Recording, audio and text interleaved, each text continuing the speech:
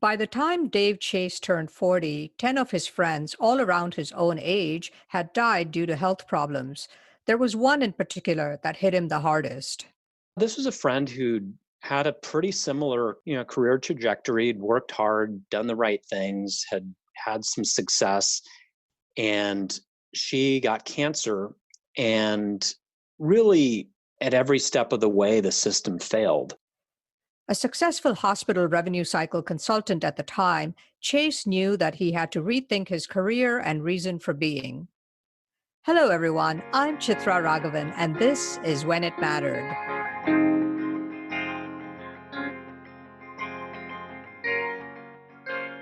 This episode is brought to you by Good Story, an advisory firm helping technology startups find their narrative. Since that crisis, Chase has become one of the most innovative thinkers on healthcare reform. Joining me now is Dave Chase. He is the creator, co-founder, and CEO of Health Rosetta, which he describes as a do-it-yourself health reform movement to help transform the healthcare system. Dave, welcome to the podcast. Thanks so much for having me. I'm looking forward to our chat. So how did you end up in healthcare in the first place? Well, initially it was random. I was working with a consulting firm that's now Accenture. And as a new consultant straight out of school, they put you on a project, and I was put into a hospital. And turns out it was enjoyable, liked the team, liked the work, and just kind of one thing led to another, and have had much of my career in the healthcare industry. So what were you doing in healthcare when you turned 40 and you were starting to see that a lot of your friends had died? By then, I had moved onto the technology side. So I'd had a company that I had started. I mean, previously I'd been at Microsoft and started their healthcare partnership ecosystem. That's about 28,000 partners that they have on the Microsoft platform, believe it or not, just in healthcare. And then I had left Microsoft 15 plus years ago and had a company that I had started, and ultimately WebMD acquired that company. But it was really this reality of what had happened to my friends that caused me to look at healthcare in, really a completely different way. I mean, at some level, it was just another industry with great people and certainly an important mission. But I didn't really realize the extent to which healthcare was rippling through the rest of our society. And I really saw it front and center with my friends. And one in particular, I think, hit you hard. Tell me about what happened. Yeah, this was a friend who had a pretty similar, career trajectory, had worked hard, done the right things, had had some success, and she got cancer. And really, at every step of the way, the system failed. I mean, she got the wrong diagnosis, which led to the wrong treatment plan. Ultimately, this devastated her physically, financially, mentally, and leaving behind. I mean, she ultimately passed. She left behind a 10-year-old daughter, and she was a single mother. And I realized this was a complete system failure, and I'd been a part of that system. And that was, one of those kind of road to Damascus moments for me, realizing, certainly I was trying to do the right thing. But the more I looked at the system I was in, the more I realized it was, in some cases, doing more harm than good. And the effects were just dramatic the more I, dug into it, basically. And what were like two or three things that you realized were so fundamentally wrong with the system that hit you at that moment? Well, one I sort of alluded to, which is the rate of misdiagnosis and overtreatment is actually quite high. It's as high as 20% in cancer. If you look at issues like back pain, it gets over 50%. And so there's a lot of issues around that. And then, of course, the financial aspect is so dramatic. In her case, this is somebody who had done very well and basically was left bankrupt by the healthcare system, even though she had insurance. I don't know if you can call it insurance when it leads to medical bill driven bankruptcy. And, there's one area that we're the undisputed world leaders in. It's medical bill driven bankruptcy. And you start pulling on that string and you realize it's far from a unique situation. I mean, people that have much less means, of course, have even less resilience. And the dynamic is striking. You have 60% of the workforce makes $20 an hour or less. The average family of four premiums, according to one of the main sources of healthcare data, is $28,000 for an employer-based healthcare plan. And 50+% of American households have less than $1,000 in savings. And over half of the workforce in America has over $1,000 deductible. I mean, that basically puts you a bad stub toe away from financial ruin. And these are people who had insurance. And so that's fundamentally broken, and at the end of the day, we're paying Cadillac prices for a Pinto healthcare system, and we should expect a lot more. So, when you sort of came to the crossroads at that moment, what did you do? I think you left the healthcare industry for a while, right? I did for a while, and there was a moment that I can remember where I was outside of a grocery store going in, and a kid walked up to me and was raising money for a school fundraiser selling candy bars. And I was like, oh, great. What are you raising money for? A band trip or something like that. She said, no, we're actually need to buy supplies for our science department. And I just like, what? Like, wait a second. Like, don't taxes pay for that stuff? They certainly did when I was a kid. What's going on here? And I'm, my parents thankfully are pretty patient. Were pretty patient when I was a kid. I was one of those why kids. And if you ask why 5 times, you can get to the root cause of just about anything. And that was one of those things I dug in, happened to have, find a TED Talk that Bill Gates had given back around that time frame.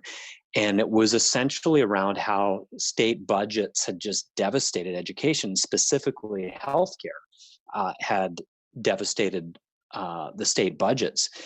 And again, there was a number of things, but that was one of those things like, wait a second, this is just out of control. What's going on here?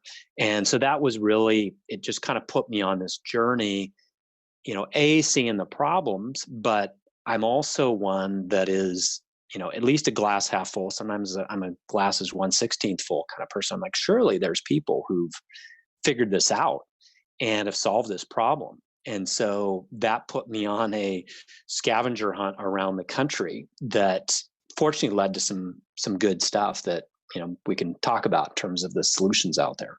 That's great. And so, were there other factors that eventually pulled you back into healthcare? Well, I mean, those were the biggest factors. And then the other thing that I was starting to notice was this opioid crisis issue. And that was kind of a puzzling thing. And it was really growing during this time. And the more I dug into that, the more I realized, oh my gosh, this opioid crisis isn't an anomaly. It is our healthcare system. Unlike it's considered the greatest public health crisis in the US in 100 years. And unlike, say, polio or HIV/AIDS, this is entirely a self-inflicted wound by our healthcare system. And in general, if you look at what's going on, the same things that are causing all these medical bill driven bankruptcies and explosion of what I call the functionally uninsured, when your life savings are less than your copays and out of, deductibles, out of pocket costs, you're functionally uninsured. I just saw, wow, this is terrible that this system has given us the opioid crisis, and increasingly it's given us the benzos crisis, which is the category of drugs for things like Xanax and Valium and so on. And overwhelmingly, the people impacted by these are working age people or their dependents. Well, where are they getting that? Their benefits. They're getting that from your job. So the same thing that's led to 20 years of wage stagnation and decline because healthcare has stolen all of the the wage increases for the working and middle class was also giving us the opioid crisis. So at a certain point, you see this and you're aware of the problem. And then fortunately, I'm also aware of the solution. It became one of those, I can't not try to tackle this. When you have those type of things and particularly the personal side of it, it just became a must do. You were telling me earlier this incredible story of a benefits consultant who, didn't understand the importance of primary care and why it contributed to the opioid crisis. And told him certain things that convinced him. Tell us that story. Yeah, he was, I think, a little puzzled by why I was so obsessed with rebuilding primary care, which, we've systematically destroyed over the last 20 years, and nothing created more fertile ground for the opioid crisis than our destroyed primary care. And I made this connection with the opioid issue, and he's been open about having his own addiction issues in the past with, it wasn't opioids, but he was certainly concerned about that, and he decided he was going to look at all the plans that he had put in for the employers that he worked for, and he'd found in the previous year that 22 members of the health plans that he had designed and put in, people had died. 20 of the 22 were dependents, and that was a gut punch to him. And he's since become maniacal about not only continuing the great work he was doing to get healthcare costs under control and better outcomes, but particularly rebuilding primary care, which unfortunately has been really devastated. And what is the relationship between this decimation of primary care and the opioid crisis? Well, I'll give you one example that's kind of a microcosm. Lower back pain. 80% of adults will have an acute lower back pain issue at some point. And we completely botch it. It's the second most common reason people go to the doctor after cold and flu is lower back pain. And it's the number one driver of disability for the workforce. And it's the number one driver of opioid prescriptions, even though there's zero evidence that opioids are effective for lower back pain. At best, it's the equivalent of, if I was driving down the road and my car started making a terrible noise, I could crank up the radio, and so I couldn't hear that noise, but that, of course, wouldn't actually solve the problem with the car. And that's essentially what opioids do, is they can mask some short-term pain. But if you're not getting at the underlying issue, you're not going to solve the problem. And unfortunately, primary care has been in the US in this kind of hamster wheeled model of primary care where you have 7-minute appointments that these primary care docs that have been gobbled up by hospitals are given these so-called productivity targets where if they're going to make any money, they need to get people in and out in less than 10 minutes. That is not very much time. And so what they do is look for the quick fix. And they were given bad information that opioids weren't addictive, and there was some other drivers there too. But in, say, 8 minutes, what can you do? Well, the best thing you can do is to get somebody in and out of the exam room is prescribe, maybe refer to a specialist, order a test. And so we just have gone crazy on giving opioids for things like lower back pain, even though they're not effective. And if you're on an opioid for a week, 1 out of 6 will become addicted. And that's essentially Russian roulette. So that's just kind of a microcosm, but it's that in general funneling people in and out. And in my book, The Opioid Crisis Wake Up Call, I outline the 12 major drivers of the opioid crisis because there are some other factors, but those are the biggest ones. I've always been surprised by the number of dental visits I've had for relatively minor procedures where I've been offered opioids. It just seems astonishing. Yeah, I mean, even since we spoke when we were talking about this interview, I heard a statistic that came out that 5% of people who have their wisdom teeth removed become addicted to opioids. 30% of first exposure to opioids is in the dental office. The vast, vast, vast majority of the time, just simply ice and some, more standard painkillers are fine. But people are walking out with 30 and 60-day supplies. And oh, by the way, in a lot of countries, they don't take out wisdom teeth that don't have symptoms. But it's a moneymaker. People get on the hamster wheel, and then say you're a parent of a kid getting their wisdom teeth out, a lot of times you're made to feel like you're a terrible human being if you don't give your kids opioids. I mean, it's pretty crazy what's going on there. And where do the insurance companies and drug companies fit into this? I mean, they have, at least especially the drug companies, have been portrayed as the bad guys in all of this. I mean, where do we put the blame here? Well, there's definitely a lot of blame to go around. I mean, as I mentioned, it's a complete system failure. And so for sure, pharmaceutical companies have a role, they played a significant role. But if you look at the typical health insurance plan that you get as an employee, it makes difficult to access things that actually work for issues like lower back pain, such as physical therapy, and then readily pays for opioids when there's no evidence, or things like lumbar fusions when 90% of the time they're not effective. PT would be more effective. And guess what? There's a lot more margin in pills and surgeries than there is physical therapy. And that is what's driving it. And if you look at some of the big mergers that have been done, some of the biggest in corporate history, it's been mergers of insurance companies and what are called pharmacy benefit managers, which are incredibly large companies that most people have never heard of. In fact, 7 of the Fortune 50 companies are companies who aren't even pharmaceutical companies, but their main business or only business is essentially administering drug programs, whether it's distributors or it's these pharmacy benefit managers. And it's pretty ridiculous what's going on there. You were telling me some fascinating things about how this kind of fits into the history of pain alleviation and also how clinician ratings play into it. And, given that pain has now been turned into, into a vital sign. Yeah, even though it's not an objective measure, again, there was some good intent on these things where pain was probably undertreated once upon a time.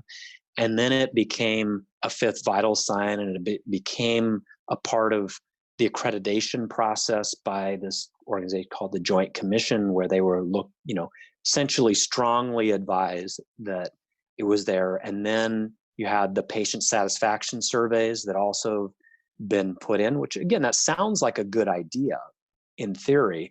In practice, the doc's been put in a position where, as the only country, I think, other than New Zealand, that allows for direct consumer pharmaceutical marketing, and the average American watches 16 times more pharmaceutical ads in terms of amount of time than they spend at the doctor every year. Guess what? Ads work. And so people come in and expect the magic pill to solve all their problems. Doctors are under pressure to get people in and out. They know that there's going to be these patient satisfaction surveys. So that all kind of feeds this monster that contributed to this opioid crisis. And I guess how we pay for healthcare figures into all of that, right? Because you're paying for per sick patient rather than trying to keep people healthy.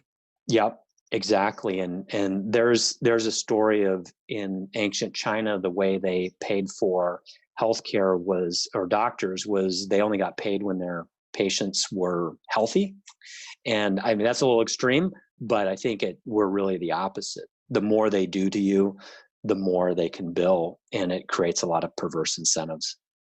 So tell me how you're trying to solve the problem through Health Rosetta. What is Health Rosetta and what are you trying to do?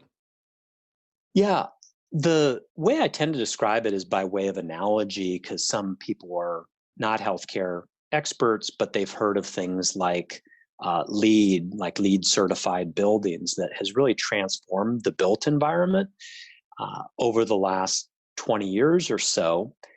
Buildings have become much more energy efficient and better at handling water and all these things. And what they did, and what we're doing, is accrediting professionals. In their case, they accredited professionals like architects on how to design these buildings. Well, the quote unquote, architects of health plans are folks called benefits brokers or benefits consultants. So that's what we do. We accredit them on how to put in high performance plans that will typically cost you 20 to 40% less than a typical plan, with far superior health outcomes, far superior primary care. And so that's essentially the tip of the spear, is probably the most underestimated role one that a lot of people don't even know exists in the entire US economy, these benefits brokers, because they're the ones who are responsible for putting in these health plans that have led to 20 years of wage stagnation and decline, which the data is exceptionally clear that that's where the money has gone. And so we're working with the great ones who are doing it right, have the right aligned incentives, and essentially they follow this open framework for how to do this. Think of almost like, Wikipedia for how to put in great health plans. So we want to make sure everybody's aware of it. And then they are the ones who have relationships with employers. So far in the couple years since we've launched it, if you look at the number of lives and the plans that they're responsible for, the health plans, that's about 4 million employees. And so that's just a start, but it's a nice start. And that's where we've been focused. And your central focus is employers and I guess unions as well, right? Yeah, basically about half of Americans get their health plans through employers or unions. And, that's not the only place that ultimately what we're doing is applicable. But the reality is that's our system. No act of Congress is required for an employer to do like what Rosen Hotels and Resorts did, where they're spending less than half and have the best benefits package of any company I've ever heard of in the entire country. And so that's the beauty of the employer thing. It can be a test bed and then ultimately can ripple, all throughout the rest of the healthcare system. In that example, how were they able to change the dynamic and the equation? Yeah, the biggest thing they did is primary care. That's where they started. And they have fully actualized primary care, which to me, that means not only a primary care doc, but they also have nurses, they have pharmacists in-house, they have a health coach, they have dietitian, physical therapy, chiropractic, all those things within their walls. And in other countries and in good places in the US, over 90% of issues that people come into the healthcare system for can be fully addressed inside of the primary care setting. I mentioned the lower back pain, incredibly common issue. They're a hotel company, so they've got a lot of maids and service workers. And even though those are physically demanding jobs, when I asked them about their opioid prescription rates and things like surgeries, they were literally at 1/6 of the level of a typical US employer, not because they put in some anti-opioid program 20 years ago before there was a crisis, and they've been doing this over 20 years. It just was the right thing to do. And they weren't looking to make money off of, selling pills. And so they did that, which was extraordinary. And they literally they have measured how much they have saved over the 20 plus years compared to their similar organizations in their industry. Cumulatively, it's approaching $400 million. And what that's meant is they can not only help grow their business, they've grown 10x during that 20 plus year period in terms of number of employees. But the really great thing is employees at Rosen Hotels and Resorts, after 3 years of service, they pay for the employees' kids' college education. After 5 years of service, they pay for the employees' education. And you can imagine what that does to their turnover in a high turnover industry. It's like, 1/5, maybe even 1/6 of the turnover rate. And if that wasn't enough, they take a fraction of what they saved and adopted a nearby, formerly crime-ridden neighborhood and said, we're going to invest in kids in the form of daycare, pre-K, after-school programs. So far, they've funded 450 college educations in that community. Crime went down 67%. High school graduation rate went from 45% to nearly 100%. And the investment was less than 5% of what they've saved compared to other companies. And so that's the type of thing that's possible once you stop squandering money.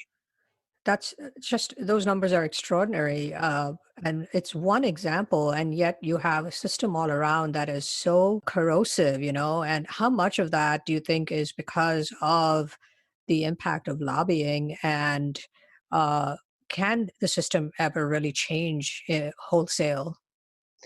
Well, we know that the healthcare industry spends more money on lobbying than oil and gas, defense, and financial services combined. And so they definitely get their way. And the thing, though, that I've become a real believer on is when you study some of these big societal challenges we've been trying to tackle over the last 50 years, almost in all cases, the issues that we actually have made progress on, whether it's civil rights or better food, or now there's a lot of stuff around climate and so on, it's always grassroots, bottom up movements, and with a long time horizon where they may be off the radar for a number of years where most people weren't aware, but then there was a catalytic moment in the media, whether it was Selma for civil rights or something like The Inconvenient Truth or Super Size Me and Food Inc., that then brings it into the public consciousness. And that's when, I mentioned LEED earlier in terms of much more efficient, non-polluting buildings. Those things do take 10 to 20 years to fully mainstream. It's not to say there wasn't a lot going on, 18 years ago and 16 years ago. It just takes it that way. And so that's the one way we believe we actually have a prayer on solving this, and we're seeing it really happen every day. I mean, there was another company that just we learned of in our community that they took their healthcare spending from $8 million to $3.5 million, not because they just had a bad year before. I mean, same utilization of services, just got rid of the price gouging. And what that allowed them to do was basically put more money in the employees' pockets. They waived all the out-of-pocket costs, and it's really helped add to their retirement packages because they're not wasting that kind of money that they were before. What do you make of the Democratic healthcare debate that's going on between all of these candidates, and then, and the Republican alternative, and, all of this back and forth on healthcare? Does anyone have a viable plan that won't break the country or the people? Yeah, I mean, certainly it speaks to the level of frustration. And there was actually a bipartisan bill called the Lower Healthcare Costs Act that had 23 co-sponsors evenly split between Republicans and Democrats. Lamar Alexander and Patty Murray were the senators on each side.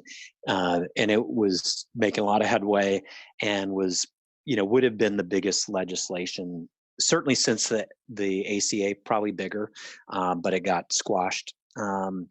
And the issue I have is that across the board, there's three issues.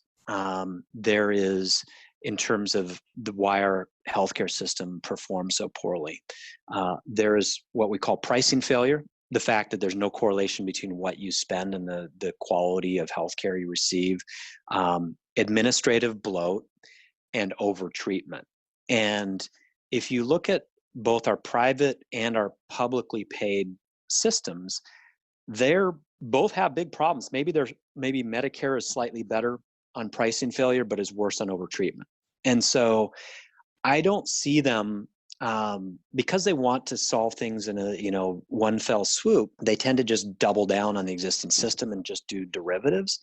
And what I see as being different with, say, LEED was they didn't say, let's put recycle bins in coal-powered polluting buildings and call them green. There was a new blueprint.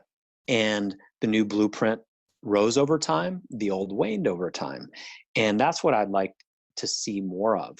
And it starts with probably the most forgotten role that government plays. And wherever you are on the political spectrum, I would say put up or shut up. Guess what?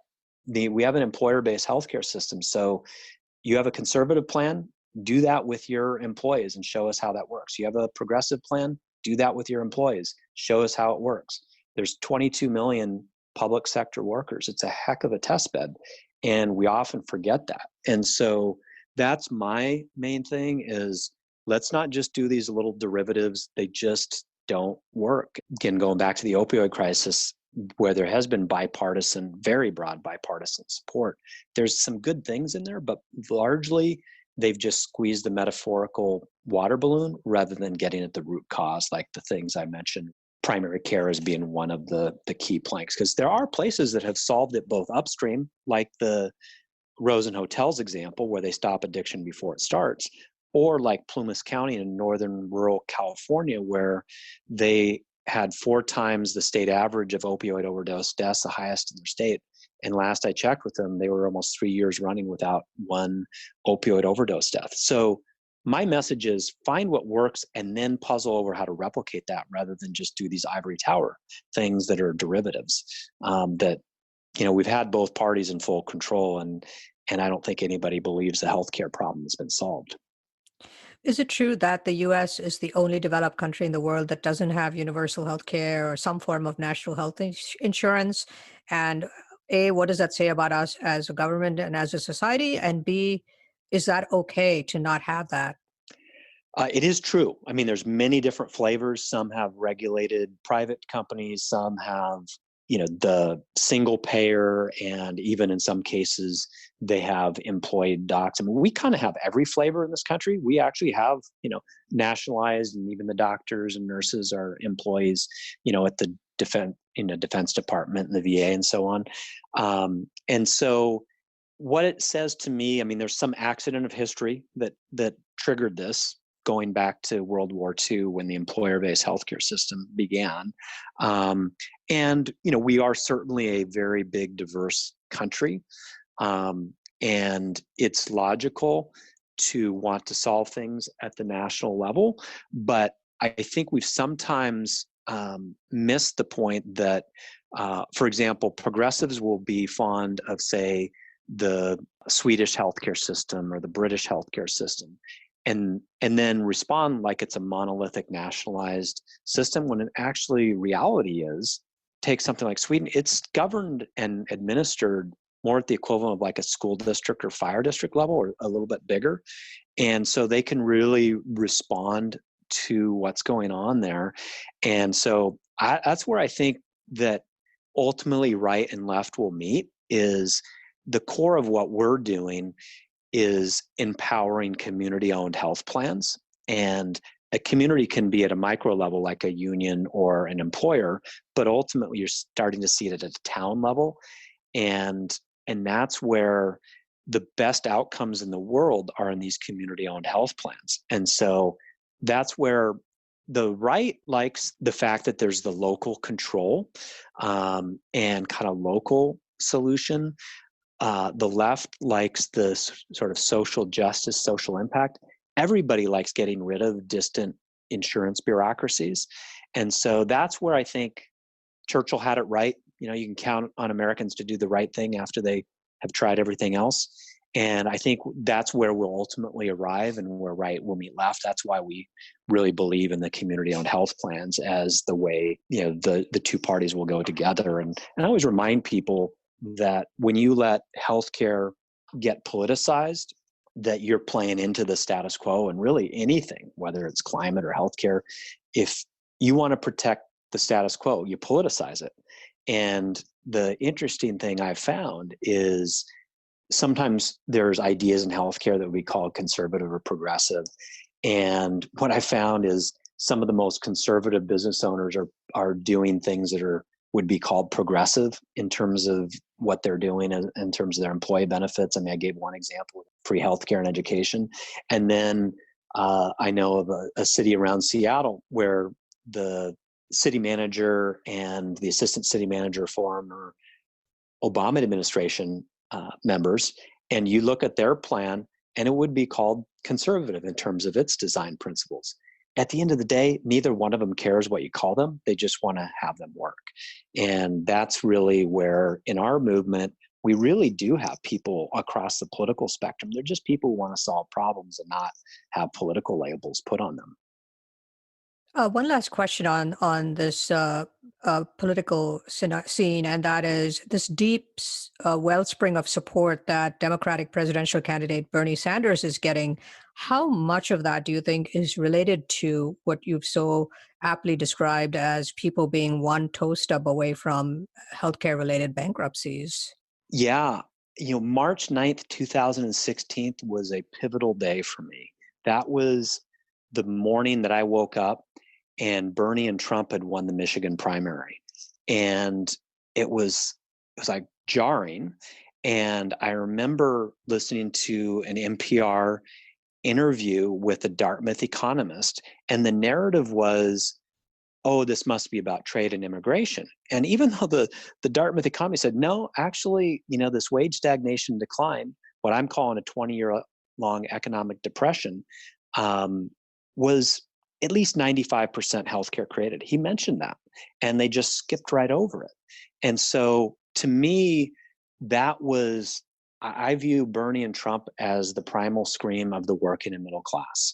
And once you realize that, one definition of an economic depression is 2 or more years of wage stagnation decline, and by that definition, the working and middle class are in that for over 20 years, how could you not have the Bernie and Trump phenomenon is how I look at it. Will anything change in our lifetime, do you think? I will confess I'm a congenital optimist with a huge dose of pragmatism and, sort of practicality and get stuff done. We're following a system change model that has been used to lift tens of millions of people out of poverty. And India is remaking a key part of the food system. Again, these are not quick overnight things. But in the case of India, microcredit at one time was outlawed in one of the states in India because that was a threat to the banks. Well, by that point, because they'd had this grassroots movement, there were 400,000 largely women in that state that then marched on the state, capitol or the parliament building, whatever it was there, and they overturned that. So there's actually been some interesting studies that have been done. I think it's Sarah Chenoweth, I believe is her name, about how when you reach just 3.5% of the population in sort of a social movement uprising, you actually you can tip the market. And so that's what we're actually seeing. Just like LEAD had particular locales like Portland, Austin, Boulder, who were early adopters, we're now seeing places like Tyler, Texas. Heck, I'd never even heard of Tyler, Texas 2 years ago. Places like Denver, where this kind of bottom-up, grassroots, do-it-yourself health reform movement is actually making headway. So I have my optimism based on the reality on the ground. We have a long, long, long ways to go, and we're fully prepared for a 20-year journey, but we see real progress already. In terms of your own growth, looking back at that revenue cycle consultant who left the business because it was so broken and then decided to come back in and it's still pretty broken, what would you say about your own growth and what would you say to that person? Well, I'd say at one time I was just dealing with healthcare kind of as an abstraction, just another industry. I wasn't, sitting there rubbing my hands together and it's like, hey, let's see how we can bankrupt people. I mean, because revenue cycle management, that's just a fancy title for how do you get as big a bill out as fast as possible out of a hospital. And it's just really run amok over the last 20 years. And so that was one where it's just like, okay, that's just not acceptable. We have to do something different. And there is a way out of that. And when you see the dichotomy between really a dystopian reality, and we've talked about the impact on the regular Joe. Well, guess what? Doctors and nurses are miserable right now. Record levels of burnout and even suicide amongst docs. They have it worse in many ways because they live it every day. Most of us aren't in the healthcare system every day. And then on the other hand, you have organizations like Iora Health and Oak Street Health and Caramore who are doing incredible things I've seen personally with my own parents. It's utopia by comparison. And, I've then joked, it's just a marketing problem, right? We already have this proven system. There's no better healthcare system than what my parents have received through Iora Health in this Medicare Advantage program. Everybody can have that. In fact, one of their clinics is in the Jackson Heights part of New York. This is melting pot of America, and it's a large chunk of undocumented individuals who aren't covered by Medicare. Guess what? They can actually provide them care really affordably. So, this is a type of care that is better than what 99% of Americans are getting. And so the real puzzle is just how do you get it to spread faster? And, that's what we're working on. So are you glad you left when you did and glad you came back in when you did? Absolutely. I mean, sometimes you have to have that time to reflect. And then when I came in, I mean, initially I came up with this health Rosetta idea. It's like, hey, these people have, the Rosetta Stone decoded the indecipherable Egyptian hieroglyphics. These are the people who kind of cracked the code. And, I put it out there. It's like, hey, people have already solved this, somebody should run with this. And people are like, you should. I'm like, no, somebody else should. And at a certain point, they're like, no, you should. And it's like, okay, I don't know exactly what form that's going to take. But it's a delight. It's good to have a job. It's better to have a career, but it's better to have a calling than a career. And now I've found my calling. And, there's the old cliche, you don't work a day in your life if you have, you do what you love. And I work with incredible people. We're making a real dent. And it keeps me off the streets. What else am I going to do for the next 20 years? So I'm more than happy to do it. Dave, it's been such an education and a real pleasure talking to you. Thanks so much for joining me. My pleasure. Thanks for having me on. I've always enjoyed you on NPR and now in your recent podcast. Thank you. Dave Chase is the creator, co-founder, and CEO of Health Rosetta, an organization that's trying to create a social movement relating to healthcare transformation. Chase is one of the most creative thinkers and thought leaders in the healthcare arena today. This is When It Mattered. I'm Chitra Ragavan. Thank you for listening to When It Mattered. Don't forget to subscribe on Apple Podcasts or your preferred podcast platform. And if you like the show, please rate it 5 stars, leave a review, and do recommend it to your friends, family, and colleagues. When It Mattered is a weekly leadership podcast produced by Good Story, an advisory firm helping technology startups find their narrative. For questions, comments, and transcripts, please visit our website at goodstory.io or send us an email at podcast@goodstory.io. Our producer is Jeremy Kaur, founder and CEO of Executive Podcasting Solutions. Our theme song is composed by Jack Yeagerline. Join us next week for another edition of When It Mattered. I'll see you then.